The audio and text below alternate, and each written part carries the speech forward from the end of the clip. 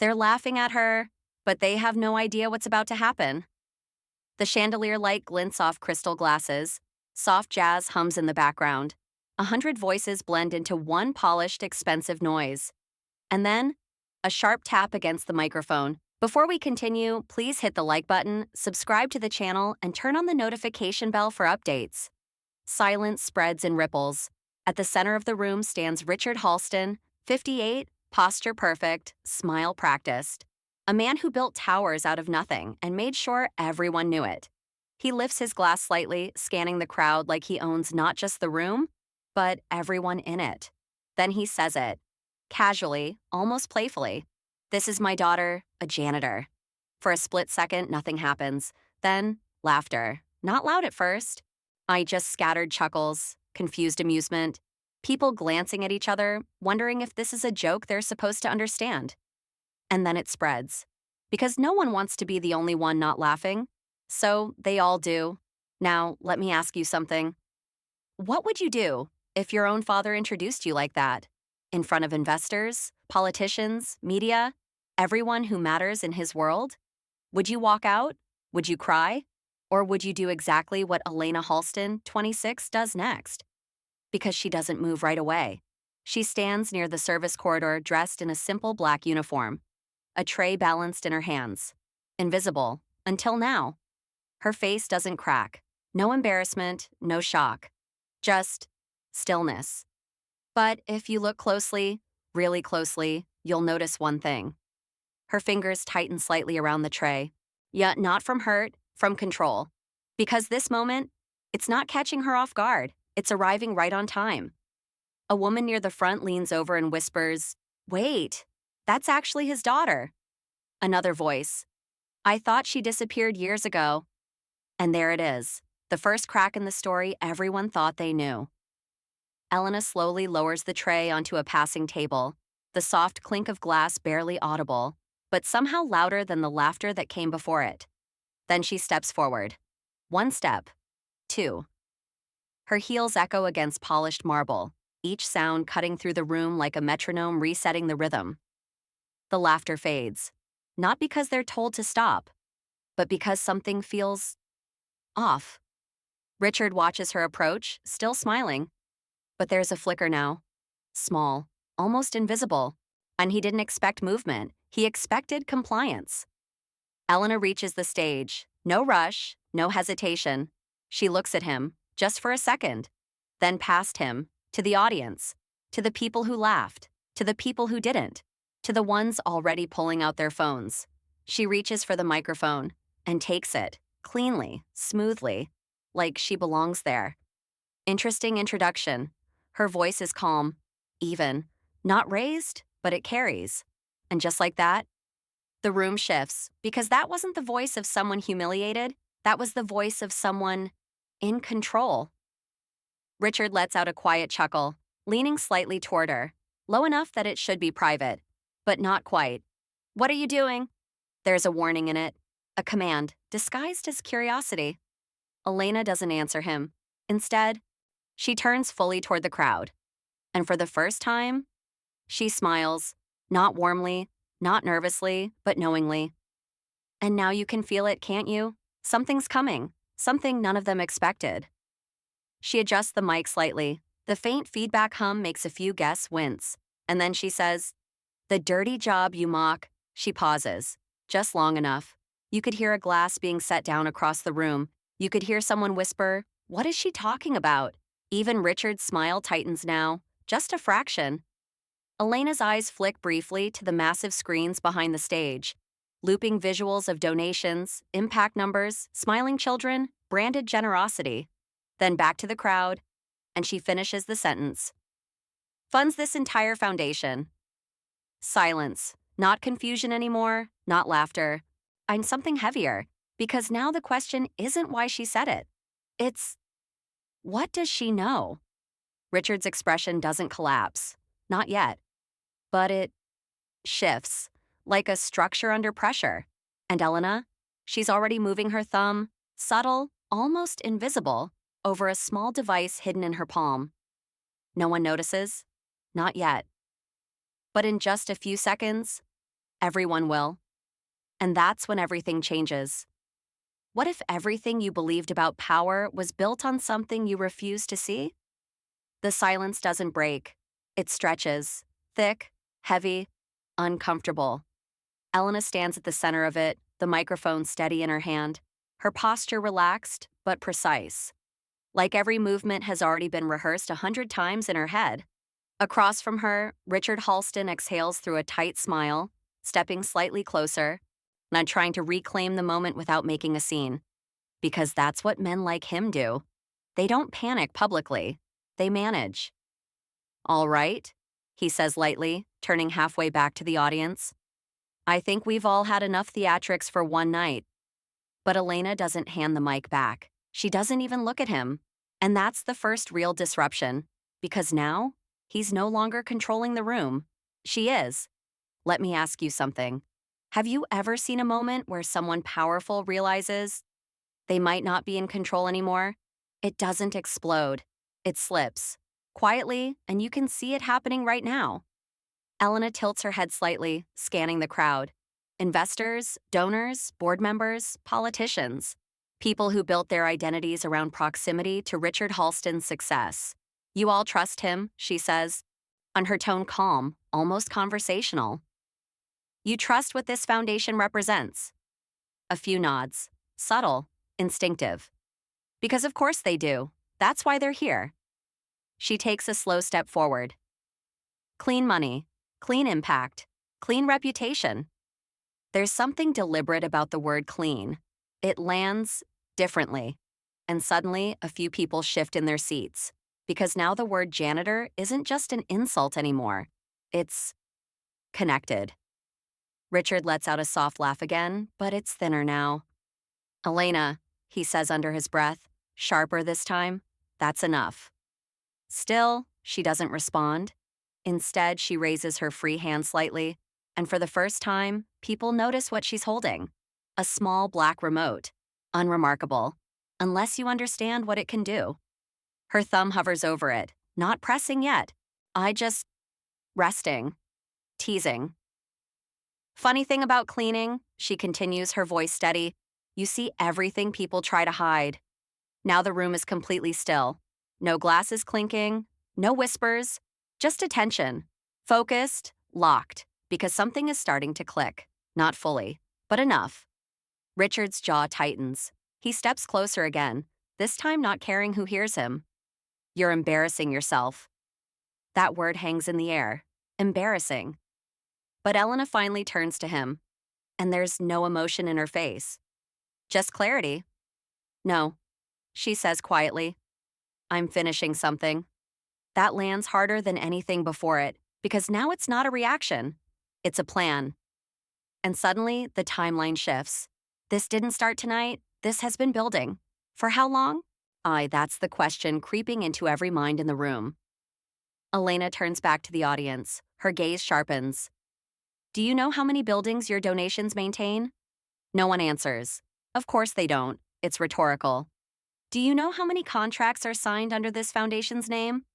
A man near the front frowns slightly. A woman pulls out her phone, not to record, but to check something. Because now doubt is spreading. Slow, quiet, dangerous. Elena lifts the remote slightly, just enough for everyone to see it clearly now. I do. Richard reaches for her arm, subtle, controlled. But she steps back before he can touch her. That's the second disruption. Physical distance, visible, intentional. Every hallway, she continues, her voice unwavering. Every office, every maintenance expense. There's that word again. Maintenance, cleaning, janitor. The pieces are getting closer, but they still don't fully connect. Not yet, and that's exactly how she wants it. She lets the silence sit again. Because silence, it makes people lean in. It forces them to stay. And right now, no one is leaving. Her thumb presses down slightly on the remote. Not enough to trigger anything. Just enough to show she's about to. Richard sees it. And for the first time, his composure cracks. Just a fraction. Elena, don't. 2 words. Low, urgent. Not for the audience. For her. and that changes everything. Because now everyone knows whatever she's about to do, he understands it and he's afraid of it. Elena looks at him one last time, not as a daughter, not as someone seeking approval, but as someone who already made her decision long ago. Then she turns back to the crowd. Her thumb settles firmly on the button, and she says, "Let's clean this up." Cut. 3 hours earlier, Elna Halston was on her knees scrubbing a marble floor her father probably thought cleaned itself. That's how this night started. Not with revenge, not with a speech, not even with anger. With a mop bucket, latex gloves, a name tag that didn't say Halston. Just Elena, 26, moving quietly through the lower corridors of the Halston Foundation's annual gala venue, while the city's most powerful people prepared to celebrate a man who had spent years pretending she was an embarrassment instead of a liability he couldn't control. And here's the part that matters. Elena wasn't working there because life had fallen apart. She was working there because she chose to be invisible. There's a difference. Above her, event staff rushed to set tables with imported floral centerpieces and custom gold place cards. Down here, in service hallways that smelled faintly of bleach and polished steel, nobody asked questions about the woman changing trash liners and wiping fingerprints off elevator doors. That was the beauty of the job. People looked through janitors, and when people look through you, they stop guarding what they should. Elena pushed her cart past an open office near the administrative wing and glanced inside. 2 assistants were arguing in hushed voices over a missing donor packet. "Just print another one snapped. "I can't. Richard wants the finalized numbers only," the other whispered back. Finalized numbers.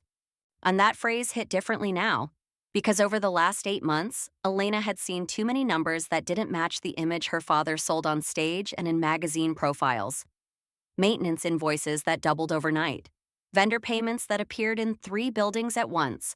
Cleaning budgets so inflated they could have paid entire staff teams that didn't actually exist.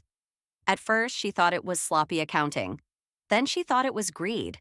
Then she realized it was architecture, a system, a beautiful one, in a cold way.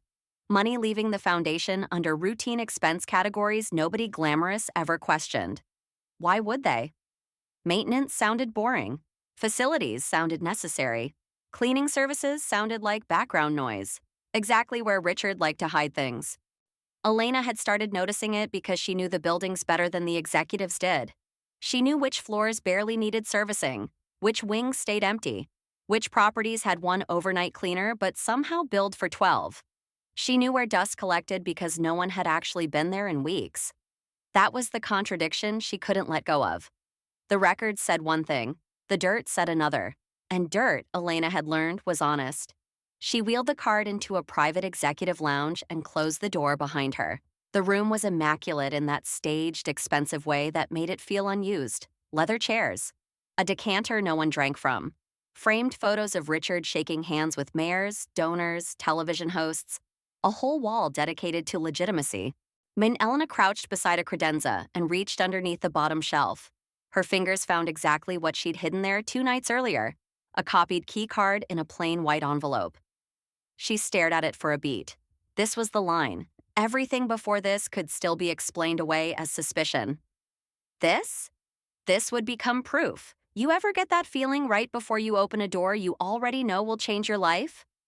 That was Elena now. Not scared exactly. Focused. Because if she was right, then her father hadn't just built a lie. He had built it on people like her. People no one thought were worth listening to. She stood, slipped the key card into her pocket, and stepped back into the hall. At the far end, 2 catering staff laughed over a dropped dessert tray. Music from upstairs vibrated faintly through the walls. The gala was waking up. So was the trap. Elena took the service elevator to the 7th floor, where the foundation kept its locked finance offices. She waited until the hallway camera completed its slow pan, then crossed to a frosted glass door marked, "Authorized personnel only." 1 breath in, key card up. A soft green light blinked. The lock clicked. And inside the office that no janitor was supposed to enter, Elena found a printed contract left open on a desk. One name repeated across multiple pages in bold black letters. Orion Maintenance Group.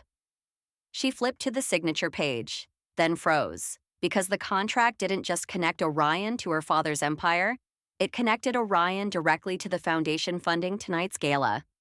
And suddenly, the joke Richard planned to tell later that evening felt a lot less casual. Because Elena was starting to understand something terrifying, he hadn't been mocking her job by accident. He'd been mocking the one thing that could expose him. And when Elena turned the page, she saw the detail that made her blood run cold. The numbers didn't just not add up. They pointed somewhere very specific. Elena didn't sit down. She didn't breathe normally either. Not yet. She just stood there in that silent office, staring at the contract like it might rearrange itself if she looked long enough. It didn't. The name stayed the same. Orion Maintenance Group, clean, generic, invisible. Exactly the kind of company no one questions. But now Elena had something she didn't have before. Context. She pulled the chair back slowly and sat, flipping through the rest of the documents with controlled precision. No rushing. No panic. Just method. Page after page confirmed it. Recurring contracts across multiple Halston properties, identical service descriptions copy-pasted across locations. Payment amounts that scaled with donations, not with actual building needs. That last part, that was the tell, because cleaning costs don't spike when donations do, unless they're not really cleaning costs. Elena reached for the desktop computer. It was already logged in, another small mistake by someone who assumed no one like her would ever sit here. She opened the financial dashboard, and that's when everything escalated. Graphs filled the screen, clean, professional, convincing. But Elena didn't look at them the way investors would. She looked at them like someone who had scrubbed those floors. And suddenly, the illusion cracked. "No way," she whispered. Because now she could see it clearly. Money moved in loops. Foundation funds to allocated to maintenance to paid to Orion to redistributed into a web of smaller accounts, and then back into private holdings tied to Richard Halston. Not directly, never directly, always through layers. But the pattern was undeniable, elegant, dangerous, illegal. Let me ask you something. What's more dangerous than someone stealing money? Someone doing it so cleanly, no one thinks to look. Elena leaned back slightly, her mind racing. Not with confusion, but with alignment. Everything she'd seen over the past months suddenly made sense. The overstaffed invoices, the empty hallways billed as high-maintenance zones, the rotating vendor IDs. It wasn't sloppy, it was engineered. And then she saw something that made her stop completely. Then a file labeled Trust Structure, Beneficiary Record. Her pulse slowed. That name again, Beneficiary. She clicked it. The document opened slowly, like it understood the weight of what it was about to show. Most of the identifying information was redacted. Legal shielding, layered protection. But not all of it. Just enough remained visible, a date of establishment, a partial ID string, and a name. Not fully printed, but unmistakable. Elena Halston. Silence. Heavy. Absolute. If someone had walked in right then, they might have thought she didn't understand what she was looking at. But she did. Perfectly. Her father hadn't just created a financial system, he had anchored it. To her. Without her consent. Without her knowledge. A legal structure designed to say one thing if everything collapsed. It wasn't him. It was her. The estranged daughter. The one already disconnected from his public image. The one no one would immediately defend. That wasn't distance. That was design. Elena let out a slow breath, her fingers hovering over the keyboard. This wasn't about proving fraud anymore. This was about survival. Because if this system got exposed without context, she wouldn't be the whistleblower. She'd be the culprit. And suddenly, every late-night shift, every unnoticed hallway, every ignored presence felt different. Not like opportunity, like setup. Her jaw tightened, but instead of panic, she smiled. Small, sharp, controlled. Because Richard had made one mistake, a critical one. He assumed invisibility meant ignorance. He assumed she wouldn't look closely, wouldn't connect the dots, wouldn't understand the system he built. But Elena didn't just see it now, she understood it well enough to dismantle it. The question wasn't if she would act, it was how. Quiet exposure, too easy to bury. Legal report, too slow, too deniable. No, if she was going to do this, it had to be undeniable, public, irreversible. Her eyes drifted to the event schedule still open on another tab. Halston Foundation Annual Gala, tonight, 8 p.m. Guest list, investors, press, city officials, a stage, screens, an audience that trusted him. And suddenly, the plan wasn't forming. It was already there, waiting. She reached into her pocket and pulled out her phone, snapping rapid photos of the screen, the contracts, the trust documents, evidence, layered, time-stamped. Then she paused. And because one final realization clicked into place. He had invited her tonight. Not as a guest, not as family, as staff, a janitor. Elena let out a quiet breath, almost amused now. You really thought I'd stay in the background? She stood, slipping the copied key card back into her pocket. And as she turned off the monitor, the reflection staring back at her didn't look like someone trapped in her father's system anymore. It looked like someone about to break it. Completely. Perfect timing.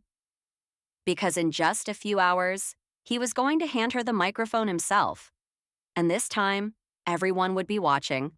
Back to the gala. And this is the moment everything starts to collapse. Elena's thumb presses down. Click. At first, nothing. No dramatic blackout. No immediate reaction. One just a subtle flicker across the massive LED screens behind the stage. So small, most people think it's a glitch, but Elena doesn't move.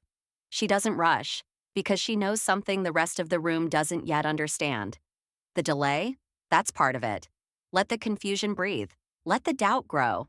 Then, the screens shift. Gone are the polished visuals of smiling beneficiaries and donation milestones.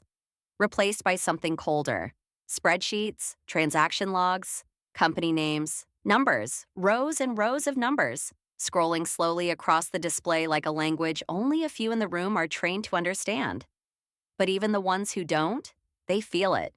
Because the tone has changed. Completely. A man near the front leans forward, squinting. A woman whispers, "Is this part of the presentation?" No one answers. Because now all eyes are on Elena and Richard and the space between them. Every building, Elena says calmly into the microphone. Every contract, her voice cuts cleanly through the rising murmur. Every cleaning service billed under this foundation. There it is again. Cleaning, janitor. The word he used to shrink her. Now stretched across the entire room, Richard steps forward faster this time. Turn that off. Not whispered anymore. Commanded. But here's the problem. No one's listening to him now because the screens keep moving, zooming into specific entries, highlighting payment paths, foundation to Orion Maintenance Group to secondary accounts, then branching further, like veins, like something alive. Elena gestures slightly toward the display. You trusted the numbers, she says. Yet you just never checked where they went. Phones come out now. Not subtly, not secretly. Open recording. Because instinct is kicking in. This matters. A board member stands halfway, visibly shaken. Richard, what is this? He doesn't answer. Can't. Because for the first time in this entire night, he doesn't have a version of the story ready. Elena takes a slow step across the stage, giving the audience a clearer view of the data. Maintenance budgets increased every time donations did, she continues. But the buildings didn't change. A pause. Let it sink in. Because the services weren't real. The room reacts, sharp this time, gasps, sharp whispers, a chair scraping loudly against the floor. And then, the next screen loads, a contract, full page, stamped, signed. Orion Maintenance Group, followed by a financial summary of the current event. Tonight's gala. Every expense, every allocation. And at the bottom, funding source, Orion Maintenance Group. The room doesn't just react now, it fractures. Including tonight, Elena says quietly. Richard moves toward her again, but slower this time, measured. Because panic at his level has to stay controlled. You don't understand what you're doing, he says, voice low but sharp. Elena finally turns to him. And this time, there's no distance in it, just truth. I understand it perfectly. Then she turns back to the audience and delivers the line that shifts everything from suspicion to certainty. The company funding this foundation? A beat. Silence grips the room. is registered under a trust. Another beat. And now people are holding their breath, waiting, because they know something is coming, something final. Elena's voice doesn't rise. It sharpens. A trust created in my name. The reaction is immediate. Shock, audible, uncontrolled. But she doesn't stop. Because the next line, that's the one that lands. The company you made me own. All eyes snap to Richard. And for the first time, he doesn't just look tense. He looks still, completely still. Like a man who just realized there's no version of this where he walks away clean. The laughter from earlier? Gone. Replaced by something heavier. Recognition. And maybe, for some, regret. Elena lowers the mic slightly, just enough to let the silence expand. Because now the question isn't what's happening. It's, how deep does this go? And more importantly, what happens next? What happens when the truth isn't just exposed, but impossible to escape? No one speaks. Not immediately. Because the room has shifted from curiosity to calculation. People aren't just reacting anymore. They're processing. And at the center of it all stands Elena. Calm, steady, no longer invisible. While across from her, Richard Halston finally does something he hasn't done all night. He drops the performance. You think this proves anything? He says, voice controlled but thinner now. You don't even understand what you're looking at. But that argument, it's already too late. Because Elena doesn't need them to believe her anymore. She just needs them to look. And now, they are. She lifts the mic again. No hesitation, no anger, just clarity. You're right, she says. I didn't understand it at first. A few people lean in, because now, she's not just accusing. She's explaining, and that's more dangerous. I thought it was bad accounting. Then I thought it was greed. She gestures toward the screens, still displaying transaction paths, highlighted in cold precision. But it's neither. It's structure. That word lands differently because structure implies intent, design, planning. Elena takes a slow breath, then continues. Years ago, he created a trust in my name. Murmurs ripple through the crowd again, but quieter this time, focused, listening. Not for me to use, not for me to control. A beat. For me to take the fall. That lands. Hard. You can see it in their faces now, the shift from confusion to understanding, because now the system makes sense. Now why the daughter was distant, why her name wasn't publicly associated with the empire, why she was reduced to something small, disposable. Every fraudulent transaction, Elena continues, routes through Orion Maintenance Group, and Orion, on paper, is mine. She lets that sit, lets them connect the final piece. Which means when this collapses, it was supposed to collapse on me. Silence, deep, heavy, final. Then, she lifts her hand slightly, and the screen changes again. This time, not spreadsheets, official documents, stamped, filed, government headers, case reference numbers.